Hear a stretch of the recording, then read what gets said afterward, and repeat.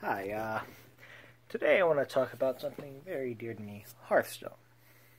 And nobody here knows because this is my first video about Hearthstone other than the meme I did. But I want to talk about something that really pisses me off. It's the meta. So the meta is very important.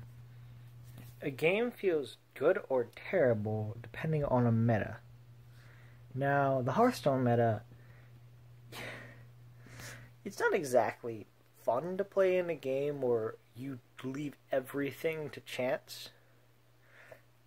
But Hearthstone has been pretty good about balancing that out with at least some sort of skill, which is why high-skilled players make it to Legend, and medium-skilled players like me make it to like rank 9, rank 8, rank 10, and like lower tier players get stuck at the highest level, which is 25 to 15. Now, they're lower tier not because they're terrible, but because of the meta. Think of it like this. You, as a player, are playing a game where you're trying to pick a card that is better than the opponent for every slot of your deck. Now, Hearthstone's meta is good in the fact that there are a lot of cards, and it's pretty obvious what cards are better than other cards because you have statistics, like what cards are good into this matchup because of this person playing it this many times and recording it. Because it's such a widely played game, there's a lot of aggregate data, and people can use that. The problem comes when the aggregate data right now, for example, shows that many decks are usable and many decks are viable. I think this is a problem not because of how diverse the meta becomes, but how unpredictable the meta becomes. So let's say you have a train going this way. Now this train is going this way at a very steady pace. You'd expect it to stay on the train tracks. Now let's say the train tracks are decks. Now, you as a player are supposed to go through these specific decks on your life of Hearthstone. But let's say there are like two possible decks that you could see.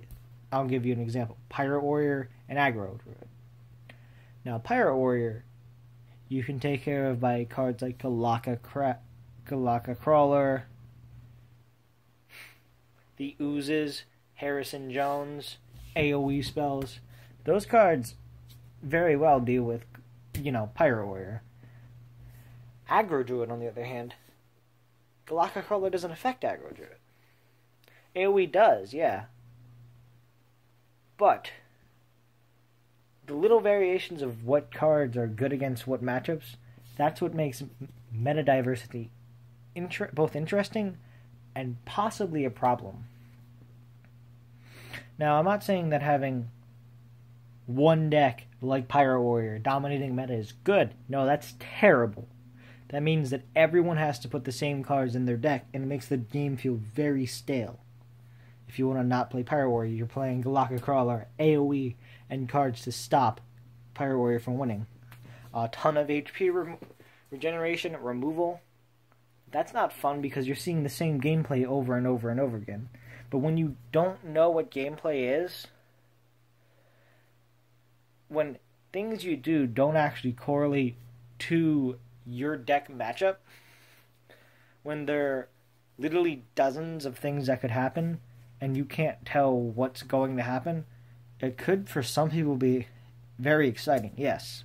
But the chances are you get very frustrated when you don't know when something's coming at you, and I don't know. The train tracks split off into 12 different trains, like train roadways. And as a conductor, it's your job to understand which track is which. But when there's so many tracks, let's say there are 20 viable decks that you could see at one point in time. Now, yeah, that would be great if you could put them down layer by layer by layer and prepare. but it's very unlikely. It's very unlikely that you can prepare for 20 tracks if you're not a very experienced player or a very experienced conductor. It's your job to understand what they are. But if you have no idea what they are because you're new, that's a problem. Because it stops new people from learning what to do, how to do it, quick enough to keep up with the meta. Now, that's why tiering is very important. That's why there should be a small selection of decks that are a top tier and a smaller selection of decks that are slightly less powerful than those decks but still playable, and there should be a huge slew of decks that lose generally to the higher level decks. This is important to me and a lot of people. Tiering is very important. Now I'm going to bring it to another analogy, the Smash Bros. Tier list. The developers hate it. For good reason. Because it ruins the genuine, childlike flavor of their game. But people want to know who the best and what the best character is. So they go to a tier list to see what it is. The developers don't mean for that to happen. But it happened for Smash Bros. And yeah, it changes over time. The meta shifts. But sometimes, before a meta shifts, when a meta gets stale, and there is too much to handle, that's where it becomes a little threatening. Now, as a player, I myself feel very threatened when I don't know what to do. Because that means I feel like I'm misplaying. Horribly misplaying. If I don't know what to do, that means I didn't keep up with the meta. That means I am either inexperienced or I haven't done my research.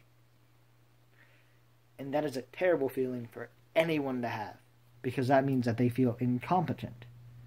Now, I don't feel incompetent anymore because I've seen the weirdest stuff, and I'm kind of content with knowing that there are general archetypes that you can see floating around, but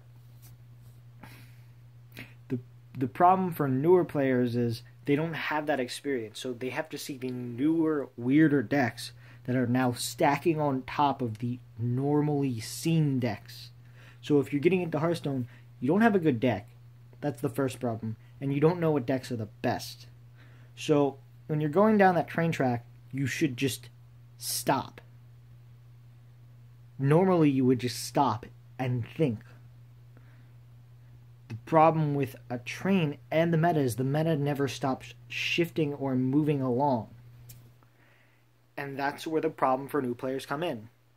The meta leaves new players behind. That's why having a smaller meta is important. That's why having defined powerful cards is important. That's why, for example, Jade Druid is a powerful archetype that defines the meta.